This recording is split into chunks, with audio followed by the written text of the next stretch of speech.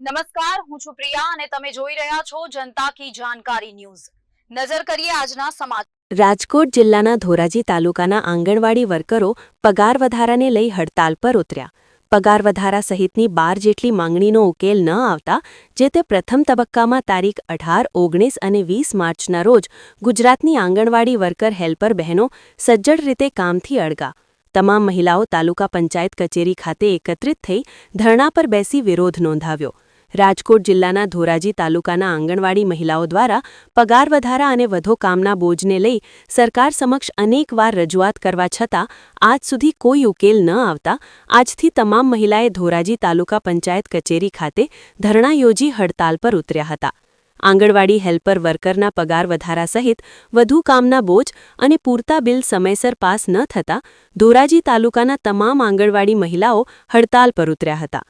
Online અને offline કાર્યો બંધ કરી સહિતના કામો બંધ કરી દેવામાં આવ્યા હતા અને જણાવ્યું હતું કે હજુ આ સમસ્યાઓનો તાત્કાલિક ઉકેલ નહીં આવે તો તાળાબંધી સહિતની ચીમકી પણ ઉચ્ચારી હતી।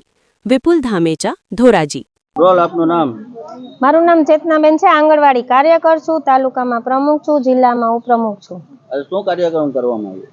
આજે અમે ત્રીજો દિવસ છે, અમારા હડતાલનો ત્રીજો દિવસ છે। આજે અમે સતત હડતાલ ઉપર જ છીએ, માંગ દિવસ તરીકે છીએ અને સરકારે આજે અમને હાઈકોર્ટમાં ચુકાદો આપેલો છે તો સરકારે અમને અમારી સામે અપીલમાં ગઈ છે। સરકાર એ નથી જોતી કે આપણે કેની સામે અપીલમાં જાય છે, અમે એના પાયાના કર્મચારી છીએ।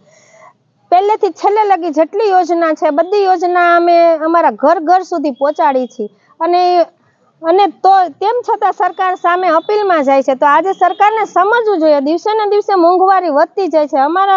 અમારું વેતન છે 10,000 અને હેલ્પર બહેનોનું 5,500 છે તો આજે એટલા વેતનમાં અમે કઈ રીતે અમારું ઘર ચલાવીએ?